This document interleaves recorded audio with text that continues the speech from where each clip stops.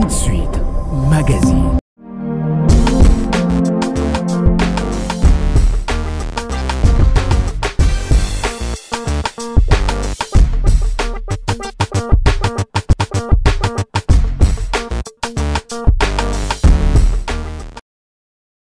Cela fait déjà un moment que l'on parle de cette maladie très inquiétante qui par moment crée des maux de décès, par faute ou par manque de traitement rapide.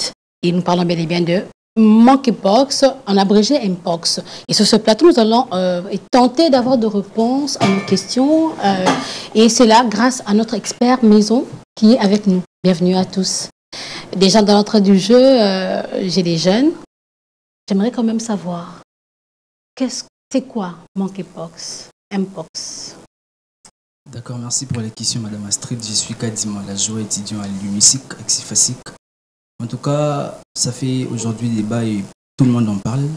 Pour moi, la Mpox est, comme l'a dit la plupart des spécialistes, c'est une maladie qui est apparentée à la variole des singes et qui est contagieuse, bien évidemment. Et donc, c'est une maladie des singes. Ok. Quelqu'un d'autre peut avoir une autre réponse? Ok, merci pour la parole. Moi, c'est Consola Tampangui. Déjà, je dirais que je ne suis pas du domaine, mais d'après ma connaissance, je sais que c'est une maladie contagieuse provenant des singes. Ok, madame. Merci beaucoup pour la parole. Je suis Agnès Ngaloula. C'est une maladie contagieuse. Je n'ai pas vraiment assez de précisions sur ces, mais je sais que c'est une maladie contagieuse.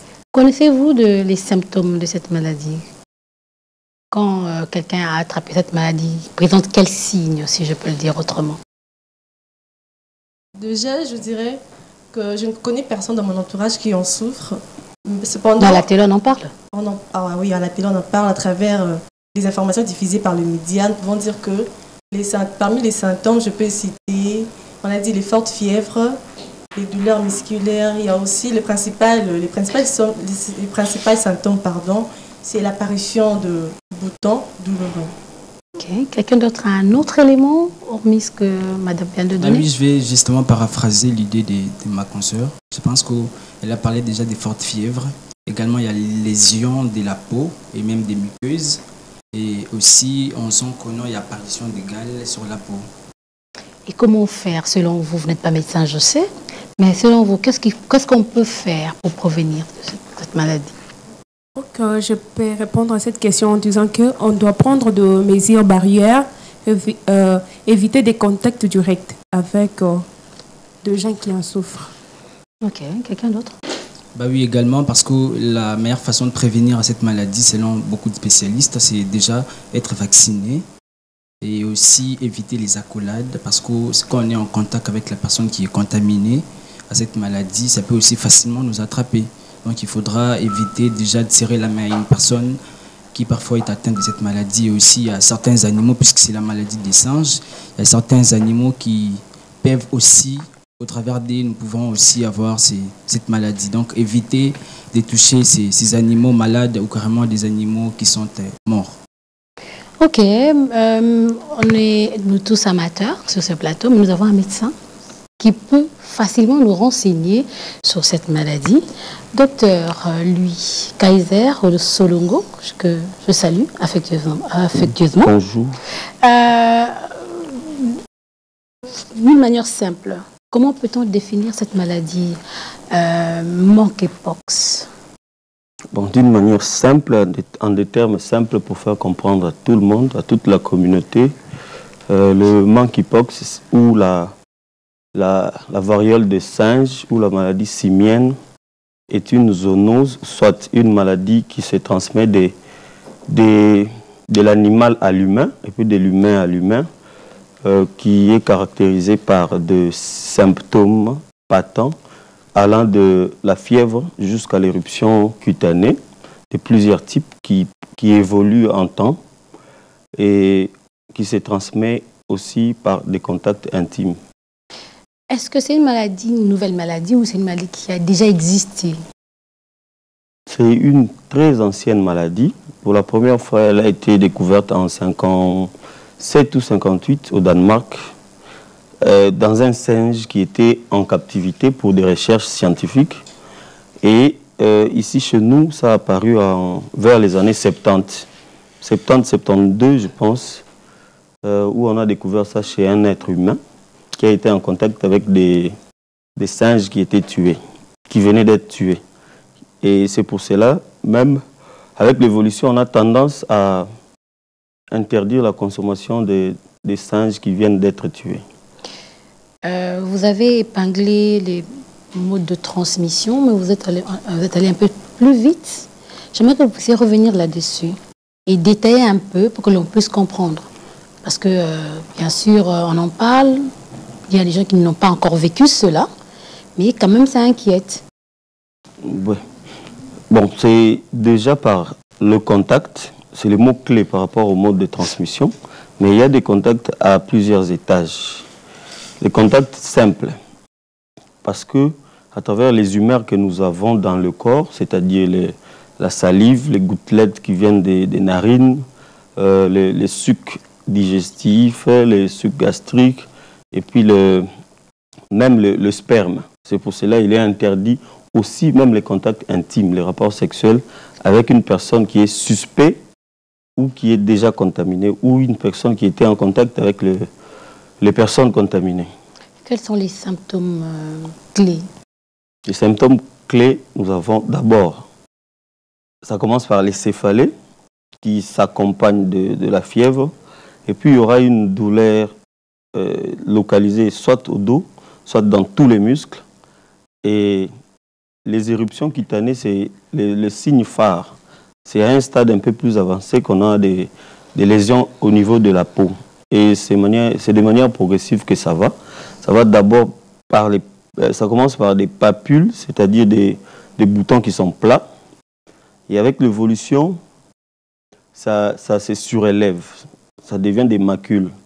Et ça contient un liquide clair et simple. Et puis, en troisième lieu, ça devient des vésicules avec un liquide dur. Et puis, ça fait très mal à ce niveau-là.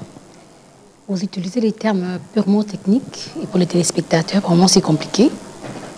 Si vous pouvez utiliser les termes simples, en fait. Parce que nous sommes pendant cette période, c'est comme pendant la période de Covid. Oui. On faisait la sensibilisation pour que les gens s'informent et se préservent de la contamination.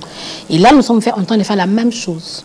Donc, avec les termes simples, si vous pouvez expliquer les étapes qu'on venait de les dire là, comme ça, quelqu'un peut peut-être constater cela auprès de son voisin ou de son frère, il saura dire directement que c'est le monkeypox et qu'il faut aller directement à l'hôpital pour qu'on le soigne. Ouais. Quand j'ai parlé de la première étape, c'était les papules. Les papules sont des boutons plats. Donc, vous aurez tendance à voir des taches alors que ce sont des boutons sur votre peau. Comme les bourbouilles? Pas vraiment. Les bourbouilles, c'est regroupé en grappes. Mais pour ce cas de monkeypox, c'est éparpillé. Mais c'est vraiment visible à première vue. Et ça ne fait pas assez mal. Ce n'est pas assez douloureux à la première étape. Et à la deuxième étape, ces mêmes boutons-là vont prendre du volume maintenant. Prendre de la hauteur parce qu'il y a maintenant des collections. Il y a des liquides qui viennent apparaître dedans. Ça prend du volume, ça prend de l'espace, ça commence à faire un peu mal. Et à la troisième étape, ce sont les mêmes boutons qui durcissent maintenant. Ils ne sont plus souples, qui deviennent un peu durs, et puis ça commence à faire très mal. Et ça se rend ensuite. Ok. Là, on parle déjà de l'aspect extérieur. Combien de temps d'incubation dans le corps? Quand on est contaminé, dans le corps, ça dépend de la réactivité de chacun et de l'immunité de chacun, mais ça va de 3 semaines à 7 semaines. Parce que vous dites que parmi les méthodes préventives ou prévenir en fait, la contamination, on parle de se distancier d'1 mètre, comme avec la peur du coronavirus, de porter le masque, d'éviter les rapports sexuels. Mais comment savoir que cette personne est contaminée au moment où le temps d'incubation est très long?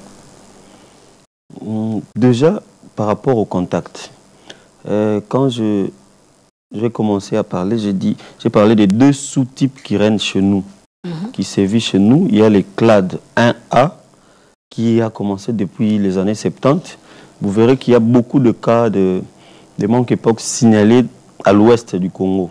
L'Équateur, le Bandundu et puis une partie de Kinshasa dans les zones riveraines depuis longtemps. Et avec l'apparition le deuxième sous-type, le 1B, le clade 1B, c'est en ce moment-là qu'il y a eu vraiment recrudescence. Il y a eu beaucoup de cas. Et puis l'OMS a déclaré l'épidémie en ce moment-là parce qu'on a eu les deux sous-types qui sévissent au même moment. Et à partir de ce temps ici, si la fièvre persiste chez une personne, et dès qu'il y aura apparition des lésions au niveau de la peau, il faut déjà signaler. Et puis dans notre entourage, on doit déjà connaître qui a été en contact avec qui est malade, parce que dans notre communauté, nous connaissons qui sont tombés malades. Et puis, il y a des sensibilisateurs dans toute la communauté, à travers toutes les zones de santé qui passent, qui véhiculent le message. Et chacun dans son coin, quand il entend ce message-là, il peut connaître que je suis un cas suspect. Il peut aller voir un médecin ou un prestataire de soins pour des examens un peu plus spécifiques, les PCR, l'examen biomoléculaire pour certifier le diagnostic. Mais dans l'entretemps, j'ai invité la population à se faire vacciner. C'est la meilleure prévention, puisque n'ayant pas la possibilité de connaître très exactement qui est cas suspect, qui est cas contaminé, qui est cas positif confirmé. Parlons de la vaccination pour le coronavirus. On avait dit que c'était par rapport aux tranches d'âge, les moins âgés, les plus âgés. Et c'est pareil pour le monkeypox aussi. Les vulnérables, les moins vulnérables, qui sont plus vulnérables, les moins vulnérables. D'ailleurs, bon, c'est parmi les stratégies utilisées par le système sanitaire du pays. Dès qu'on dispose des vaccins, il faut commencer par protéger d'abord les populations les plus vulnérables et les plus exposées. Les plus vulnérables, nous voyons les petits-enfants et puis les vieilles personnes. Les plus exposés, c'est les personnels de santé parce qu'ils sont en contact avec les malades tous les jours sans savoir comment trier qui est cas monkeypox, qui est fièvre paludisme et autres. D'accord, merci beaucoup docteur pour ces explications. Puisque vous avez évoqué ici la Covid-19, j'aimerais savoir quelle est la vraie différence entre la Covid-19 et les monkeypox scientifiquement, hormis le fait que l'un soit une pandémie et l'autre une épidémie. Hormis le fait que l'autre soit une épidémie d'abord, l'autre une pandémie, parce qu'une pandémie c'est non limité dans l'espace, une épidémie c'est limité. Les deux sont des virus. C'est les points d'achoppement pour les deux. Et du côté Covid, il y a plus d'effets sur le système respiratoire. Mais du côté monkeypox, les effets sur le système respiratoire, c'est aléatoire et puis ça vient un peu tardivement. Mais pour la Covid, vous pouvez en avoir dès la première phase, vous pouvez avoir aussi des complications du système respiratoire et puis causer la mort. Ok, docteur. Ma question est celle de savoir comment la maladie Mpox se partage-t-elle en contact direct d'une personne à l'autre, à part la voie sexuelle? À part la voie sexuelle, je dirais, comme je l'ai dit tantôt, à travers toutes les humeurs que nous produisons dans le corps, c'est-à-dire la salive, la sueur, voire même les larmes, les écoulements des narines.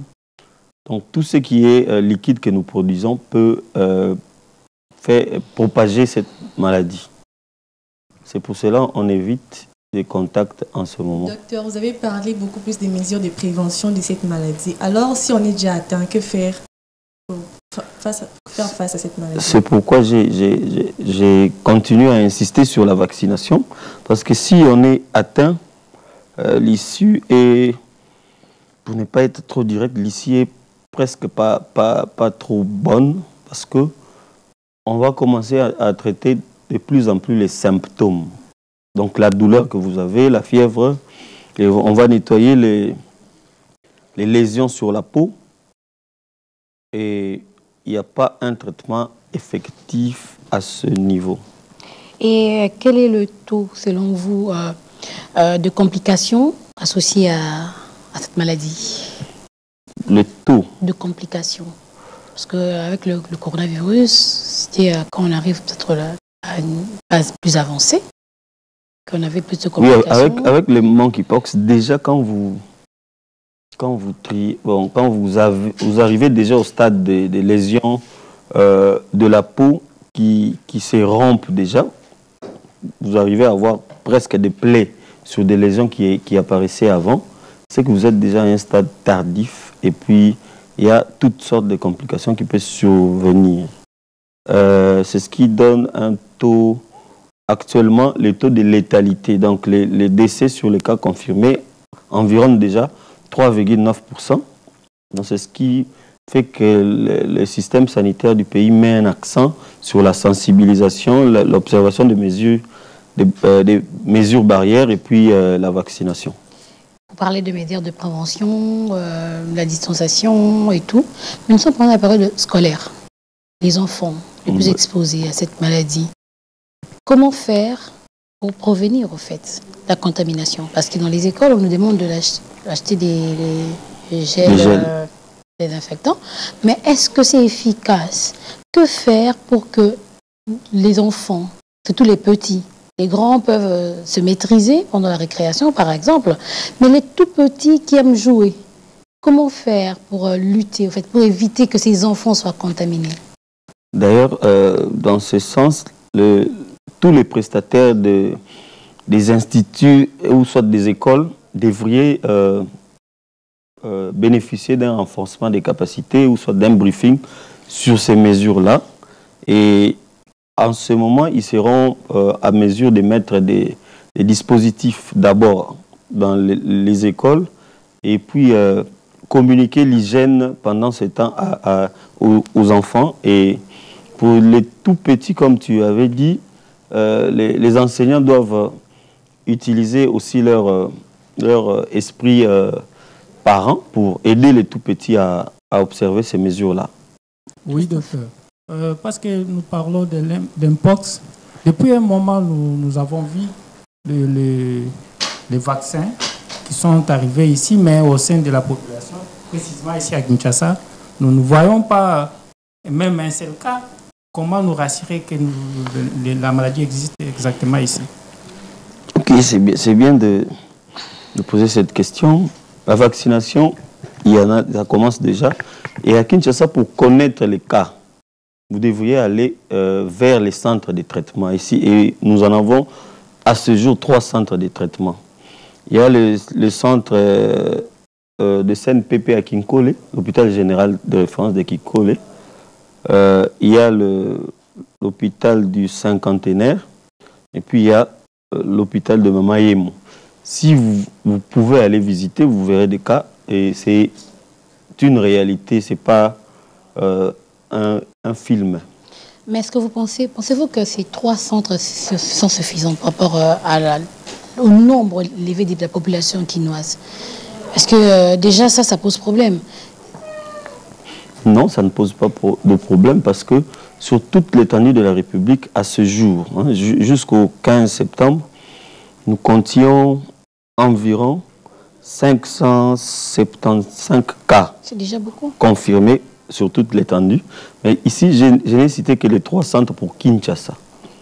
Dans chaque province, il y a environ 3 ou 4 centres. Oui, on parle de Kinshasa.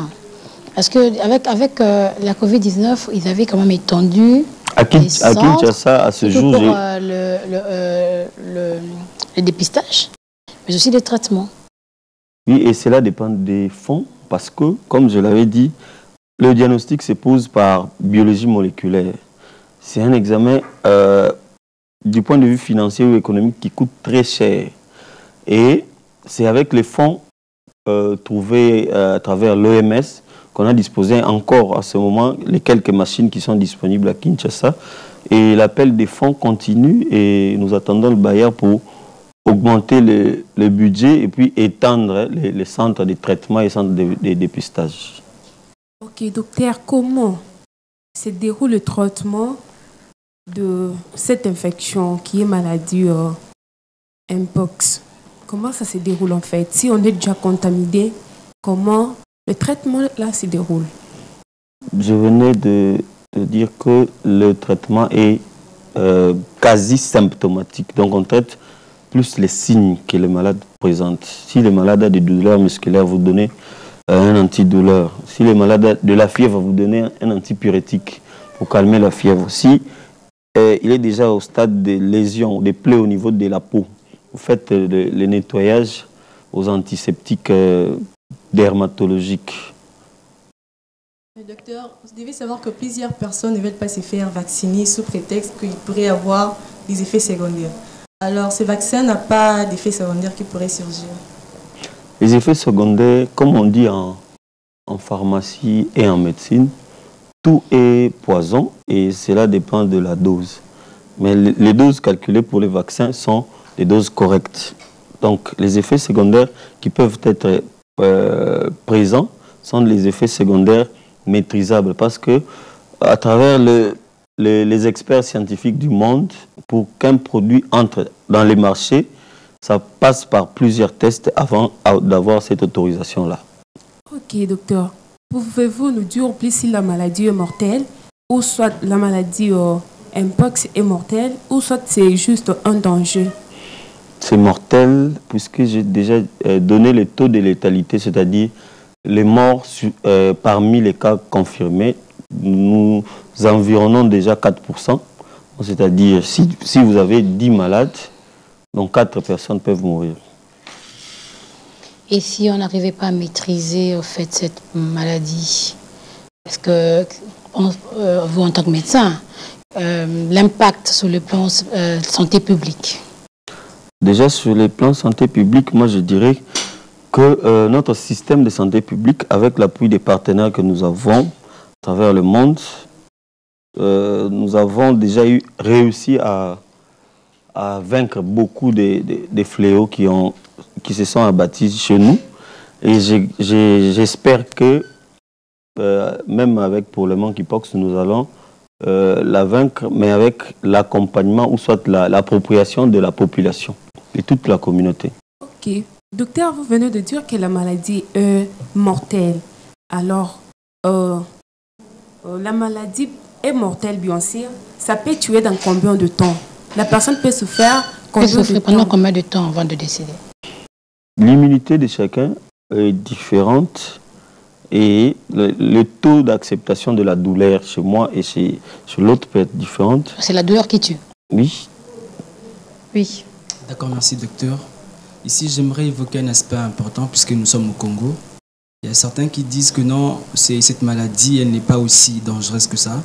Parce qu'ils font allusion, permettez-moi les termes kolokoto à l'époque, qui pouvaient être facilement guéris à travers l'utilisation de pondou, feu de manioc, pilé. Tout ce qui va avec. Est-ce qu'il n'y a-t-il pas possibilité qu'au Congo, ici, nous puissions mettre en place des médicaments traditionnels qui peuvent facilement nous aider à mettre fin à cette maladie en lieu et place de faire toujours appel à l'Occident avec les vaccins pour lutter contre la maladie? D'ailleurs, à ce niveau, la médecine traditionnelle et l'anthropologie commencent déjà à se rapprocher de la médecine moderne parce qu'il y a des colloques qui se tiennent à travers le pays et en Afrique aussi pour mettre les deux médecines ou les deux médecines ensemble pour essayer d'avancer plus vite. Mais pour certifier qu'on doit utiliser un produit traditionnel, nous devons avoir des bases ou soit des preuves. Étant scientifique, je ne peux pas appuyer une théorie sur laquelle je ne maîtrise pas des formules, des bases scientifiques approuvées. Mais si un de nos compatriotes démontrait du point de vue scientifique l'efficacité d'un produit, et puis il y a une étude qui doit obligatoirement se faire pour mesurer ou soit conclure que tel produit a guéri autant de malades, du point de vue scientifique, ça doit obligatoirement passer par ces étapes-là. Nous sommes presque arrivés à la fin de notre émission. Un message, vous, en tant que médecin, à la population, surtout dans cette période de classe? Oui, en tant que médecin, je dirais à toute la communauté que La maladie est réelle. Elle est parmi nous et puis elle n'est pas une nouvelle maladie. Elle a apparu vers les années 70 et c'est resté dans quelques poches de la République. Et maintenant là, ça s'étend sur toute l'étendue de la République. Soyons vigilants, respectons les mesures ou gestes barrières. Ne prenons pas ça comme du théâtre. Faisons-nous vacciner et dans des milieux scolaires et professionnels, essayons de vraiment prendre l'hygiène avec des mesures barrières en ce moment. On a bien compris, la maladie existe bel et bien. Nous avons pu résister devant la Covid-19. C'est possible avec monkeypox de réussir également. Soyons prudents, respectons les gestes barrières et restons unis afin que nous puissions ensemble réussir à mettre hors d'état de nuire cette maladie. Moi, je vous dis au revoir et à très bientôt. Au revoir. Au revoir.